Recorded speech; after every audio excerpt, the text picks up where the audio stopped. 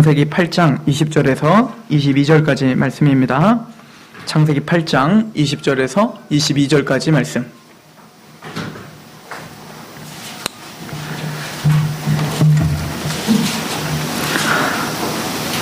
창세기 8장 20절에서 22절 제가 봉독해 드리도록 하겠습니다. 노아가 여호와께 제단을 쌓고 모든 정결한 짐승과 모든 정결한 새 중에서 제물을 취하여 번제로 제단에 드렸더니 여호와께서 그 향기를 받으시고 그 중심에 이르시되 내가 다시는 사람으로 말미암아 땅을 저주하지 아니하리니 이는 사람의 마음이 계획하는 바가 어려서부터 악함이라. 내가 전에 행한 것 같이 모든 생물을 다시 멸하지 아니하리니 땅이 있을 동안에는 신음과 거둠과 추위와 더위와 여름과 겨울과 낮과 밤이 쉬지 아니하리라. 아멘. 노아의 방주 이야기를 통해서 우리가 노아가 지은 그 방주는 예수 그리스도를 상징합니다라고 우리가 지난주에 살펴봤고, 그 몇 규빗 또 40주 40이야 비가 내리고 그런 구체적인 어떤 모형론에 대해서는 이 시간에는 생략하고 이 사건들을 통하여서 큰 줄거리만 잡고 이 모세 심판을 좀 끝내려고 합니다. 특별히 오늘 말씀의 제목은 은혜의 언약과 노아의 제사라고 합니다. 물론 다음 주에 노아에게 주신 하나님의 언약에 대해서 또 더 우리가 깊이 있게 연구하고 우리가 살펴보겠지만, 오늘은 노아의 방주에서 살아남았어요. 구원을 받은 거죠. 그 당시에 인구가 약 한 15억에서 20억 정도 될 거라고 추산합니다. 그 아담 때부터 난 숫자를 대충 우리가 계산해 보면 한 15억에서 20억, 그러니까 엄청난 숫자가 살고 있었던 거예요. 근데 그 15억에서 20억 되는 그 인구가 다 죽고 오직 8명만 살아남았단 말이에요. 그러니까 구원받는 비율이 이게 대단히 좁은 길인 거죠. 좁은 문이고요. 그런데 도대체 하나님은 노아를 그렇게 살려주셨잖아요. 그 무지막지한 은혜 아닙니까? 그 은혜 가운데 살림을 받은 노아가 하나님께 드려진 감사의 제사를 오늘 이야기하는 거야. 그리고 그 감사의 제사를 통해서 하나님은 창세기 3장 15절에서 여자의 후손, 즉 메시아, 구원을 시켜줄 그 예수 그리스도에 대한 모형을 조금 더 우리에게 알려주고 있습니다. 우리가 지금까지 창세기를 연구한 걸 잘 되새겨 보십시오. 우린 계속 누구 얘기를 하고 왔죠? 지금 예수님 얘기였고, 예수님의 십자가를 통한 우리에게 주어진 복음 이야기를 지금 하고 있었단 말입니다. 그래서 창세기 3장 15절에 그 여자의 후손, 그 한 남자아이가 태어날 것이다 라고 하는 그 메시지가, 그 남자아이가 어떤 일을 할 것이냐면 우리의 그 수치와 죄를 가려줄 짐승의 가죽, 즉 짐승처럼 우리를 대신하여 죽임을 당하고 그 가죽 옷으로 우리를 덮어주는, 우리를 의롭게 하시는 메시아인 것이다를 창세기 앞쪽에서 우리는 공부를 해왔어요. 기억나시죠? 그런데 더 정확하게, 그래서 그 메시아를 대망함으로 아벨은 제사를 드렸던 거잖아요. 그래서 그 화목 제사를 드림으로 하나님의 믿음이 있는 자라, 또 믿음의 예배를 드리는 자라 칭함을 받은 거예요. 그럼 오늘 노아를 통하여서는 좀 더 전진해 봅시다. 이 제사가 도대체 어떤 의미가 있는지 지금까지 설명되는 것보다 한층 더 덧붙여서 지금 성경은 우리에게 예수님에 대해서, 또 복음, 죄사함에 대해서 우리에게 더 풍성하게 오늘 설명해주고 있는 겁니다. 우선 우리가 쉽게 좀 접근을 해보면, 오늘 본문을 우리 한번 보시면 7장을 한번 가보세요. 원래 7장, 8장을 다 읽어야 되는데 제가 오늘은 8장 20절에서 22절만 읽은 겁니다. 7장 1절에 보시면 여호와께서 노아에게 이르시되 너와 내 온 집은 방주로 들어가라, 이렇게 말을 하죠. 이 말씀이 꼭 뭐와 비슷하지 않습니까? 주 예수 그리스도를 믿으라, 그럼 너와 내 집이 구원을 받으리라 라고 말하잖아요. 즉 이 방주에 노아가 들어가는 것은 우리가 이건 우리 주일학교 때부터 조윤 주일학교를 나오면 이거 다 알죠, 그죠? 방주에 들어가는 건 바로 우리가 예수님 안에 들어가는 것과 같은 이치잖아요. 그래서 그 많은 12억이 되는 그 많은 인구들에게 노아가 120년 동안 전파했어요. 단순히 노아는 배만 지은 게 아니라 노아는 계속 전파하고 다녔단 말입니다. 심판이 올 겁니다. 비가 올 겁니다. 그러므로 당신은 빨리 방주에 타지 않으면 당신은 죽습니다. 이것이 꼭 우리가 평생을 살아가는 동안에 120년 동안 원래 이 사람의 그 사는 횟수는 몇 년이에요? 120년으로 정해졌죠? 그게 뭐예요? 우리 일생을 말하는 거예요. 우리 전 일생이 다 뭐하며 사는 거예요, 원래? 그 방주를 전파하며 사는 거예요. 예수 그리스도 안에 들어오지 않으면, 예수님을 믿지 않으면 당신은 심판받습니다. 당신은 영원한 지옥 형벌을 받습니다. 그러므로 예수님을 믿으십시오. 이 방주에 들어가십시오. 그럼 너와 내 집이 구원을 받습니다를 전파하는 걸 말하는 거잖아요. 이사야서 43장 11절에 나는 여호와라. 나 외에는 구원자가 없느니라. 예수님, 그 여호와 말고는 구원자가 이 땅에 없습니다 라고 이야기하죠. 근데 이 말씀을 들어서 사도행전 4장 11절에 이 예수는 너희 건축자들의 버린 돌로서 집 모퉁이의 머릿돌이 되었느니라. 무슨 얘기죠? 사람들이 쓸모없는 돌로 막 버려버린 거예요. 이 예수님을. 20억이 넘는 그 인구가 그 방주에 타라는 하나님의 말씀, 이 복음을 어떻게 한 거예요? 버려버린 겁니다. 그러니까 여러분들이 복음을 전했을 때 믿지 않는 사람들이 있는 것이 이상한 게 아닌 거예요. 잘 안 믿는 게 당연해요. 아니 20억 중에 8명인데 뭐. 그러니까 여러분이 예수님을 제대로 믿고 복음을 제대로 믿고 있다면 이건 기가 막힌 은혜인 겁니다. 12절에 사도행전 4장 12절 다른 이로서는 구원을 받을 수 없나니 천하 사람 중에 구원을 받을 만한 다른 이름을 우리에게 주신 일이 없음이라. 그래서 누구만이 구원을 주실 수 있는 유일한 이름이에요? 예수 그리스도. 근데 이사야서에는 누구만이 유일한 구원자요? 여호와. 그러므로 우리가 믿고 있는 예수 그리스도라는 분은 우리의 뭐인 거예요? 구원자이신 여호와인 거예요. 하나님이신 거예요. 그 기독교는 예수님을 여호와 증인처럼 예수님을 그냥 한 성인이나 천사들로 보는 게 아니라 예수님을 하나님으로 보는 겁니다. 노아 시대 때 방주를 만들라 했던 그 하나님이신 거예요. 그 하나님의 독생자이신 아들이신 거죠. 사도행전 16장 29절에 사도 바울이 잡히죠.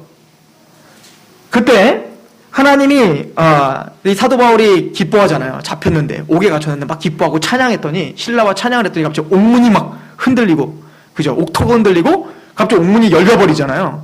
그래서 여러분들 고난 중에 기뻐하라는 거 아닙니까? 그런 기적이 있다고. 자, 그런데 이 사도 바울이 그렇게 하나님을 찬양 중에 옥문이 열리다 보니까 이제 도망을 갈 수 있게 된 거예요. 도망을 가니까 이 간수가 어떻게, 난 이제 죽었다. 난 죽었구나. 이 간수가 그렇게 통일을 하며 난 이제 죽었구나 두려움에 휩싸였을 때 바울이 그 앞에 나타나죠. 그리고는 말합니다. 이 간수는 이 바울이 왜 잡혀들었는지 알고 있잖아요. 예수라는 한 구원자, 그 구원자를 전파하다가 지금 이곳에 잡혔다는 걸 알고 있기 때문에 그 사도 바울이 하나님의 사람인 것도 지금 뭐예요? 옥문이 열리면서 발견하게 된 겁니다. 그리고는 사도 바울 앞에 벌벌 떨게 된 거죠. 그리고는 말하는 거예요. 어찌하면 내가 구원을 받을 수 있습니까? 근데 사도 바울이 유명한 말을 하죠. 이 30절에 그들을 데리고 나가 이르시되 선생들이여 내가 어떻게 하여야 구원을 받으리까 하거늘 이르되 주 예수를 믿으라 그리하면 너와 내 집이 구원을 받으리라. 그죠? 예수님을 믿는 거예요. 방주에 타는 거예요. 예수 그리스도 방주에 타야, 예수님을 믿어야 너와 내 집이 구원을 받는다는 겁니다. 그러면 이 말씀이 단순히 여러분들이 예수님 믿으면 그 자녀들이 자동으로 그냥 예수님 믿는다는 얘기예요? 구원받는다는 얘기입니까? 아니죠. 잘 읽어보시면 32절에 주의 말씀을 그 사람과 그 집에 있는 모든 사람에게 전하더니, 즉 내가 구원을 받으면 내 가족에게 복음을 전파할 수 있는 기회가 주어지는 거예요.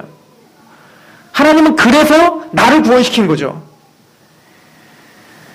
33절에 그 밤 그 시각에 간수가 그들을 데려다가 그 맞은 자리를 씻어주고 자기와 그 온 가족이 다 세례를 받은 후 그들을 데리고 자기 집에 올라가서 음식을 차려주고 그와 온 집안이 하나님을 믿음으로 크게 기뻐하더라.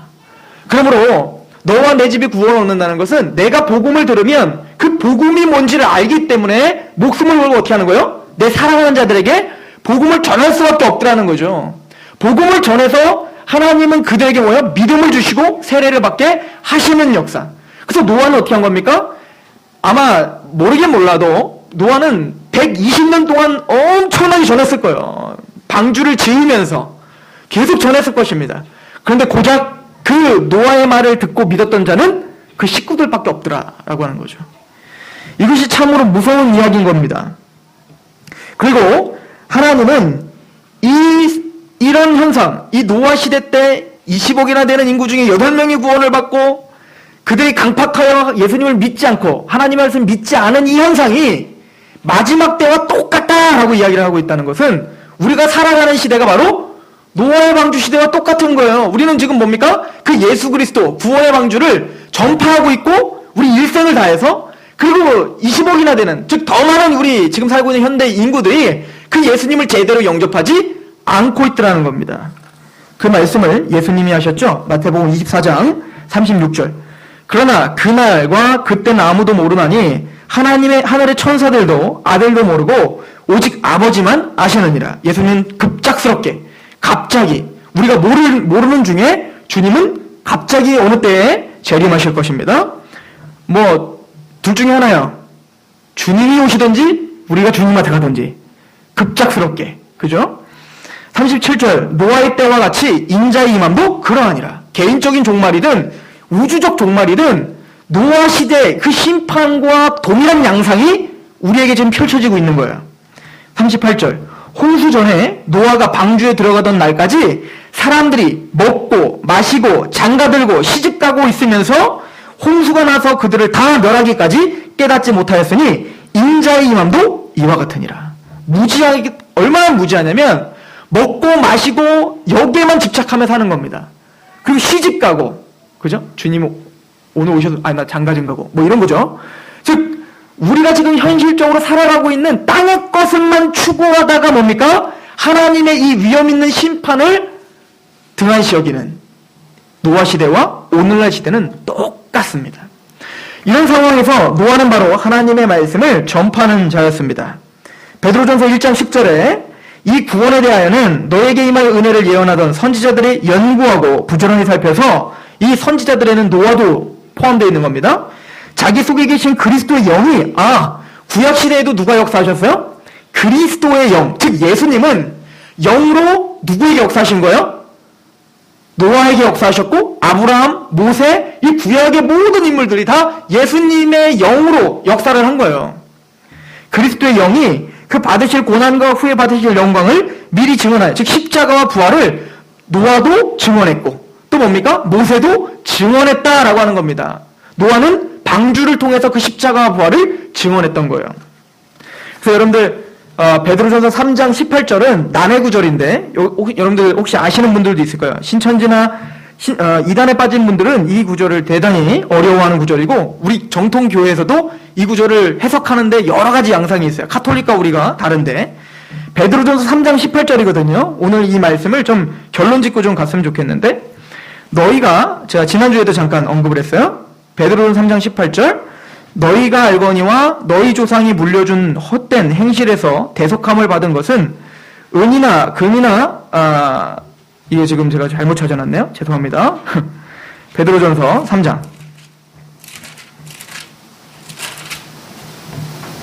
18절 그리스도께서도 단번에 죄를 위하여 죽으사 의인으로서 불의한 자를 대신하셨으니 이는 우리를 하나님 앞에서 인도하려 하심이라. 예수님께서 육체로는 죽임을 당하고 영혼은 살리심을 받았다라고 합니다. 그러니까 예수님이 십자가에서 죽으셨을 때 육체는 죽임을 당하고 영혼은 살리심을 받았다. 그러니까 이게 영부활이다라고 하는 이단들이 있어요. 그런 이야기가 아닙니다.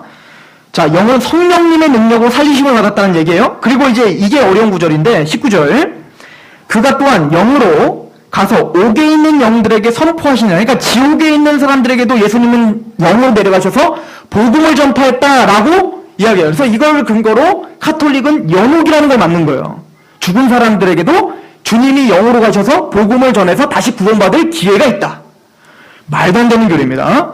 지금 여기서 말하는 건 뭐냐면 예수님께서는 이미 영으로 지금은 옥에 가 있어요. 지금 다 지옥 가 있는데 그 사람들에게도 구약시대에 예수님이 오기 전에 그 사람들은 어떻게 그런 복음을 들었겠습니까? 라고 할 때에 이미 구약시대에도 예수님은 그들에게 복음을 전했다. 예수님이 직접 언제?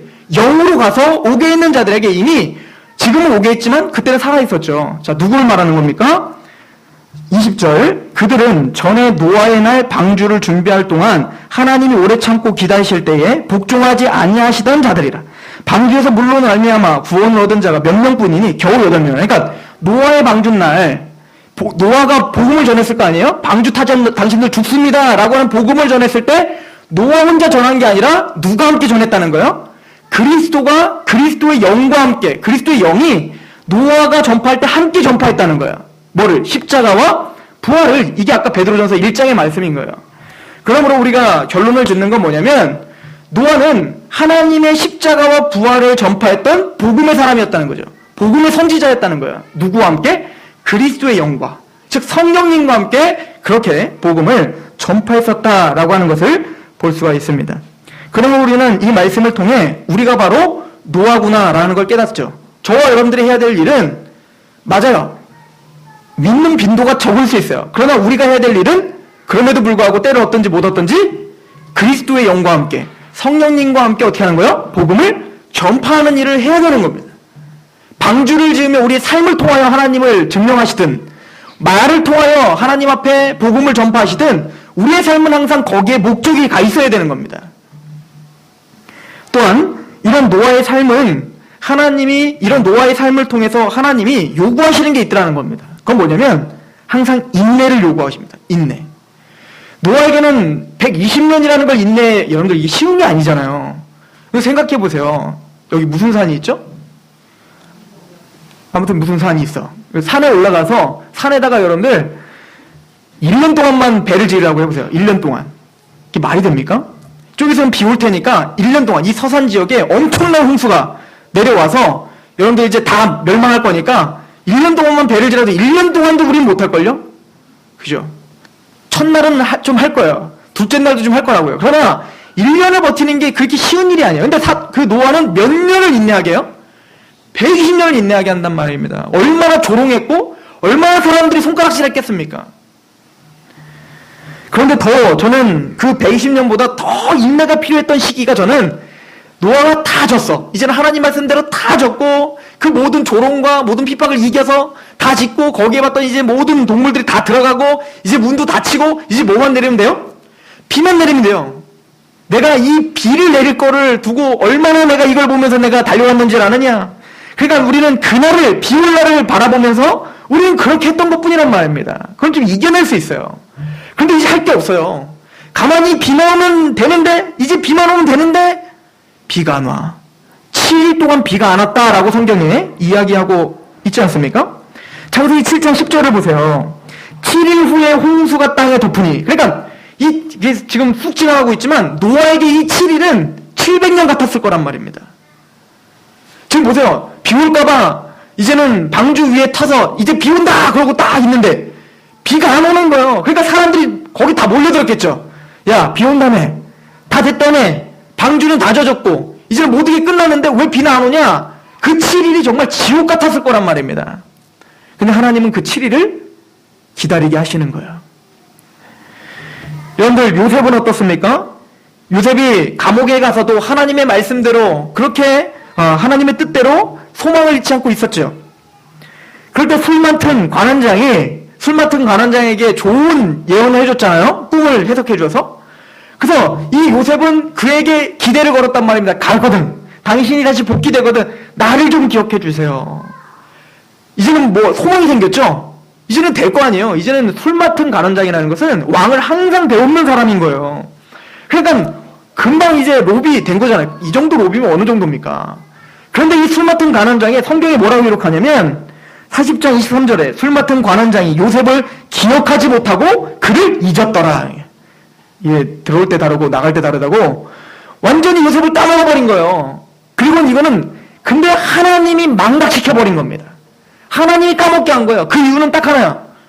그리고는 몇 년 동안 요셉을 그냥 그 감옥에 그 기대감으로 살게 하냐면 2년을 그렇게 살게 하는 겁니다.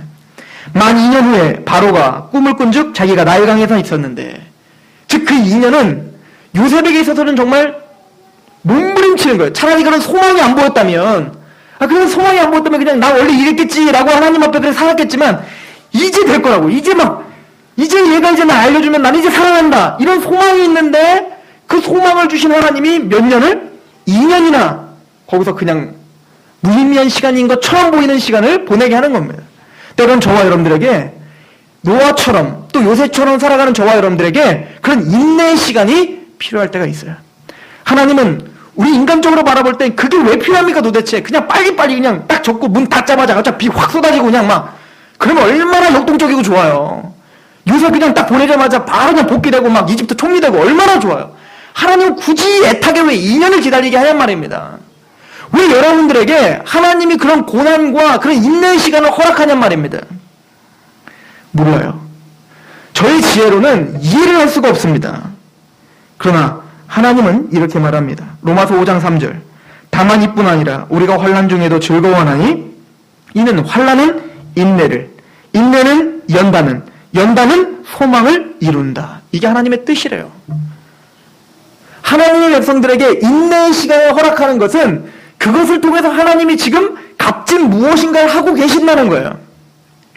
야고보서 1장 2절. 내 형제들아 너희가 여러 가지 시험을 당하거든 온전히 기쁘게 여기라. 이는 너희의 믿음의 시련이 인내를 만들어낸 줄 너희가 알미라. 그 시련이 있어야 너희가 인내가 생기고 인내를 온전히 이루라. 이는 너희를 온전하고 구비하여 조금도 부족함이 없게 하려 함이라. 하나님이 우리를 뭔가 완성하는, 내가 완성하고 싶은 것과 하나님이 완성하고 싶은 것이 달라서 문제인 거지. 하나님은 지금 그 인내의 시간을 통하여 하나님이 우리에게 지금 뭔가를 하고 계신다는 거예요. 영적인 어떤 일을, 신령한 복을. 우리는 노아를 통해 그러한 하나님의 섭리와 하나님의 인도하심을 깨닫고 보게 됩니다. 그리고는 저는 이 노아의 방주를 통해서 뭐 여러 가지 많은 이야기를 할 수 있겠지만 우리가 좀 눈여겨봐야 될 것이 있다라고 하는 겁니다. 노아에게 이렇게 말하죠. 정결한 짐승과 부정한 짐승을 나누라 라고 이야기하고 정결한 짐승, 부정한 짐승을 태우라 라고 말해요. 이 정결한 짐승이 뭔지 부정한 짐승이 뭔지는 사실은 이 율법이 주어진 모세시대 때 이게 정확하게 나눠지는데 아마도 이 노아도 그걸 알고 있었던 것 같아요. 하나님이 알려주신 것 같아요. 그러면은 한번 생각해 보십시오. 정결한 짐승과 부정한 짐승이 왜 정결하고 왜 부정한 겁니까 도대체? 예를 들어서 부정한 짐승의 대표 그 부정한 그 물고기는 이제 그 오징어거든요. 오징어가 뭐 이렇게 잘못하고 도대체 부정한 거고 고등어는 왜 뭐 이렇게 잘하고 정결한 거냔 말이에요. 근데 말은 도대체 뭐 이렇게 잘못해갖고 걔가 이렇게 부정하고 소는 뭐 이렇게 잘해갖고 정결하냔 말입니다. 하나님의 주권이죠. 정하다 부정하다는 우리가 판단하는 게 아니라 하나님이 판단하시는 거예요. 모세에게 오징어가 부정하다 했으면 부정한 거야. 비늘 없는 물고기는 부정한 거야 라고 했으면 부정한 거야. 즉 하나님은 하나님의 주권 가운데 정하다 부정하다를 정하시는 겁니다. 어찌 보면 구원받은 하나님의 백성과 그렇지 않은 자에 대한 그 주권도 누구에게 있는 거예요? 하나님께 있음을 고백하셔야 됩니다. 로마서 9장 14절에 그런즉 우리가 무슨 말을 하리요? 하나님께 불의가 있느냐? 그럴 수 없느니라. 모세에게 이르시되 내가 긍휼히 여길 자를 긍휼히 여기고 불쌍히 여길 자를 불쌍히 여기니라 하셨으니 그런즉 원하는 자로 말미암도 아니요 다른 박질하는 자로 말미암도 아니요 오직 긍휼히 여기시는 하나님으로 말미암느니라. 성경이 바로에게 이르시되 내가 이 일을 위하여 너를 세웠으니 부정한 자로 세웠으니 곧 너로 말미암아 내 능력을 보이고 내 이름을 이 온 땅에 전파하게 하려 함이라 하셨으니 그런즉 하나님께서 하고자 하시는 자를 긍휼히 여기시고 하고자 하시는 자를 완악하게도 하시느니라. 그런데 하나님의 주권을 인정하시는 분들입니다. 하나님의 절대적인 주권을 인정하는 것, 이것이 우리가 해야 될 일인 거예요. 우리가 구원을 받으셨다면 하나님의 주권 가운데 내가 택함받아 구원받은 것이 너무 감사합니다라고 찬양밖에 드릴 것이 없는 겁니다. 난 자격이 돼서 정한 자가 된 게 아니구나.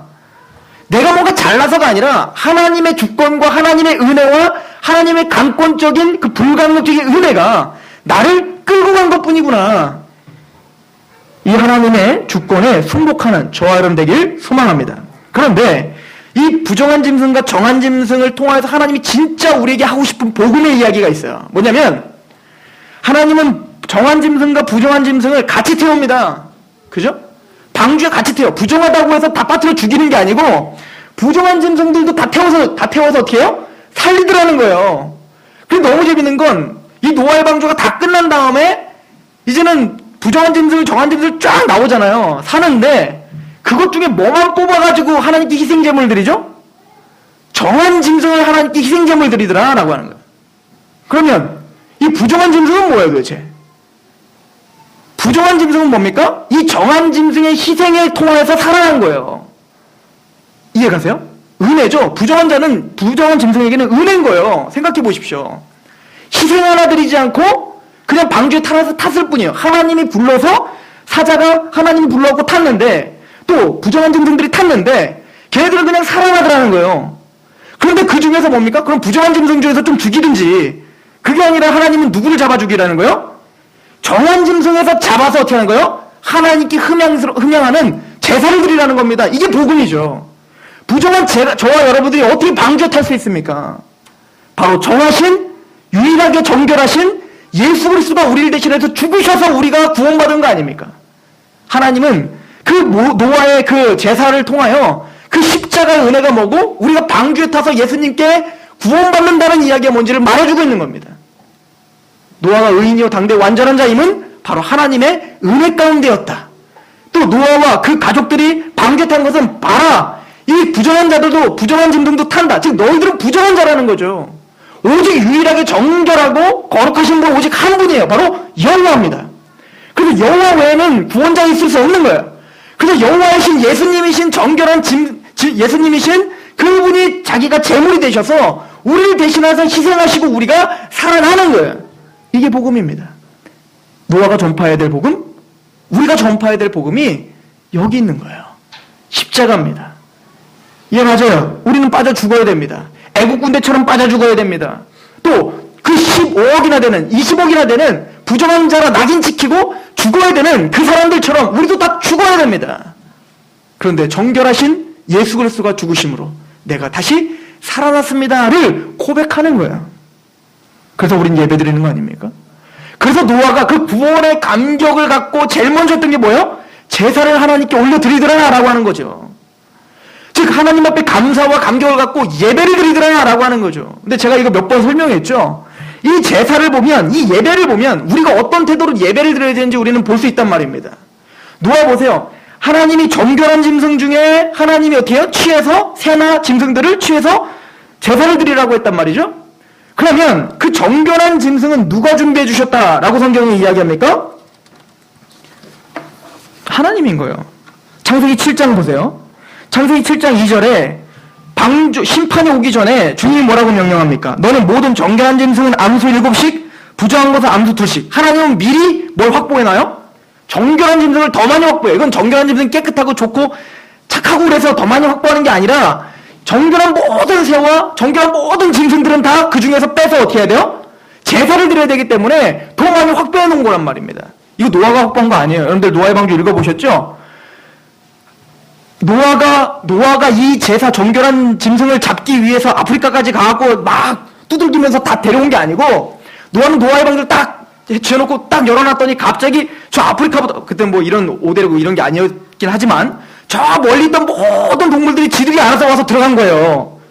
지들이 알아서 들어온 것도 아니고 누구의 부르심에 따라? 하나님의 부르심에 따라 들어갔단 말입니다. 그러므로 지금 제사를 드릴 수 있는 그 모든 여건과 정결한 짐승 이 모든 건 누가 준비한 거예요? 하나님이 다 준비해 주신 거예요. 그게 예배란 말입니다. 제가 오늘 아침에도 사과를 까먹고 왔는데 하준이한테 사과를 까줍니다. 싹 까줘요. 오늘은 그래도 유놈이 그래도 안 그랬는데 맨날 그래요. 사과를 까주거나 뭐 과자를 주면 내 거거든요 그거? 내가 사서 내가 까서 이게 딱 먹여주는 거란 말입니다. 그런데 꼭 그거를 몇 개 있으면 막 집어가지고 이래요. 지 거라고. 그러면 그때는 어떻게 되냐면 하나만 나 좀 줘 라고 해야 돼요. 그럼 그것 중에 또 하나를 주면서 꼭 지가 뭔가 엄청난 일을 한 것처럼 나한테 준단 말이죠. 근데 전 또 그거 보고 너무 기뻐서 더 주고 싶어요. 이게 예배인 거예요. 하나님이 노아에게 제사를 드리라고 할 때 그 모든 제사 드릴 수 있는 정결한 짐승을 누가 준비하셨다고요? 하나님이 준비하신 거예요. 여러분이 여기서 예배를 드리고 하나님 앞에 나아가 구복하고 기도하는 시간, 말씀을 보는 시간, 하나님께 매일매일 드리는 예배는 내가 내 시간을 할애하고 희생해서 하는 게 아니라 하나님이 확보해 놓으신 그 모든 시간과 물질과 육체적인 그 모든 것들을 하나님께 다시 되돌려 드리는 것뿐이라고요. 그럼 누가 생색내요? 내가 생색나는 거야. 나 예배 드렸다고. 근데 하나님 웃기고 있네라고 하지 않고 복 주신다는 거예요. 응답하시더라는 거예요. 오냐, 내가 너무 기쁘단다라고 받아주시더라는 거예요. 우리가 어떻게 예배를 드리면서 높아질 수 있겠습니까? 우리가 어떻게 예배를 드리면서 내 것이라고 하나님 앞에 감히 이야기할 수 있겠습니까? 바로 이런 것입니다. 창세기 22장에도 이런 이야기가 나오죠. 이삭을 바치러 아브라함이 올라갑니다. 모리아산에 올라갑니다. 그럴 때 이삭이 아무리 봐도 이상한 거예요. 아빠, 아니 나 재물을 태울 수 있는 모든 제단의 그 모든 나무와 이런 것도 다 준비됐는데 아니 재물이 없네. 그랬더니 아브라함이 뭐라고 말합니까? 창세기 22장 7절. 이삭이 그 아버지 아브라함에게 말하여 이르되 내 아버지여 하니 그가 이르되 내 아들아 내가 여기 있노라. 이삭이 이르되 불과 나무는 있거니와 번제할 어린 양은 어디 있습니까? 8절. 아브라함이 이르되 내 아들아 번제할 어린 양은 하나님이 자기를 위하여 친히 준비하시리라. 누구를 위하여? 하나님 자신을 위하여 하나님이 직접 준비하시는 거예요. 그러므로 우리가 예배를 등한시하는 것은 내 것을 조금 하나 이렇게 덜 드린다는 개념이 아니라 하나님의 것을 도둑질하는 거죠. 13절에 아브라함의 눈을 들어 살펴본 즉 한 순양이 뒤에 있는데 뿔이 수풀에 걸려 있는지라. 아브라함이 가서 그 순양을 가져다가 아들을 대신하여 번제로 드렸더라. 아브라함이 그 땅 이름을 여호와 이레라 했으므로. 그래서 이걸 뭐라고 해요? 여호와 이레. 하나님은 우리가 예배드릴 수 있는 그 모든 재물을 주님이 직접 주님을 위해서, 주님의 영광을 위해서 하나님이 준비하시는 거야. 그게 뭡니까? 여호와 이레. 그게 바로 예수 그리스도죠. 예수님, 하나님이 창세전부터 저와 여러분들을 위해, 부정한 저와 여러분들을 위해 하나님이 계획하셨고, 하나님이 역사하셨고, 하나님이 성취하셔서 예수님이 십자가를 자발적으로 죽으시고, 부활하시고, 승천하시고, 재림하시는 하나님이 다 준비해 놓은 거예요. 우린 거기에 숟가락만 딱 올려놓는데. 무슨 얘기인지 이해 가십니까? 그걸 은혜라고 말하는 거예요. 그걸 받아들이고, 그걸 납득하고, 그 하나님 앞에 납작 엎드려 감사하는 상태. 이게 은혜인 거예요. 그래서 우리에게 말합니다. 고린도전서 1장 30절. 너희는 하나님으로부터 나서 그리스도 예수 안에 있고 예수는 하나님으로부터 나와서 우리에게 지혜와 의로움과 거룩함과 구원함이 되셨으니 기록된 바 자랑하는 자는 주 안에서 자랑하는 함과 같게 하려 하심이라. 너희 스스로 자랑할 것이 아무것도 없다. 그래서 신앙이 깊어지면 깊어질수록 이 사실을 더 깊이 있게 깨달아 하나님 앞에 더 겸손해지고 더 겸손해지고 더 낮아지고 더 낮아져서 하나님만을 더 의지할 수밖에 없는, 나중엔 내가 하나님이요? 하나님이 나요? 내가 하나님인, 그 하나님과 내가 완전히 연합된, 내 육신과 내 이기적이 완전히 내려지는 그 상태. 그게 뭡니까? 그리스도의 장성한 분량이에요. 예수님이 그 일을 위해서 십자가에 죽으신 것입니다. 그리고는 우리에게 복음이 무엇인지 또 정확하게 우리에게 알려줍니다. 우리 21절부터 보세요. 우리 창세기 오늘 본 8장 21절부터 보시면 여호와께서 그 향기를 받으시고 하나님이 준비하신 제물입니다. 하나님이 예비하신 예수 그리스도의 십자가 연회입니다. 그 중심에 이르시되 내가 다시는 사람으로 말미암아 땅을 저주하지 아니하리라. 보세요. 이게 얼마나 귀한 복음인지 보시는 말입니다. 하나님이 다 준비하셨죠. 그 제물을 하나님이 준비하셨는데 그 제물의 향기를 흠양하시고 주님이 그 마음에 이르시기에 뭐라고 합니까? 내가 다시는 땅에 저주하지 않을게. 그 이유에 대해서 이제 설명합니다. 그 이유가 노아와 아들들은 이제는 거룩하니까, 의롭게 사니까가 아니에요. 그래야 말이 되는데 그 뒷말을 보세요. 이는 왜냐면 사람의 마음이 계획하는 바가 어려서부터 악함이라. 그럼 더 저주해야죠. 근데 하나님은 이게 역설인 거죠. 그러므로 노아야 네가 살아나고 네가 구원받은 것은 네가 착하고 거룩해서가 아니라 뭐라는 거예요? 네가 원래 악하기 때문에 내가 더 이상 그 네 자격과 네 수준에 맞춰서 내가 저주하면 네가 살 수가 없거든. 네가 악하기 때문에 나는 다시는 너를 저주하지 않기로 결정했단다. 그 이유는 뭐예요? 그 재물을 흠양하시고. 우린 여전히 악한 거예요. 저와 여러분들은 여전히 악하단 말이에요. 생각부터 행동 모든 것이 악한 거예요. 그런데 하나님은 이제는 심판을 끊어버리셨어요. 저와 여러분들에게. 내가 진실로 진실로 너에게 이르노니 내 말을 듣고 또 나 보낸 자를 믿는 자는 영생을 얻었고 심판에 이르지 아니하나니 사망에서 생명으로 옮겼다. 왜? 재물을 흠양하신 겁니다. 어떤 재물?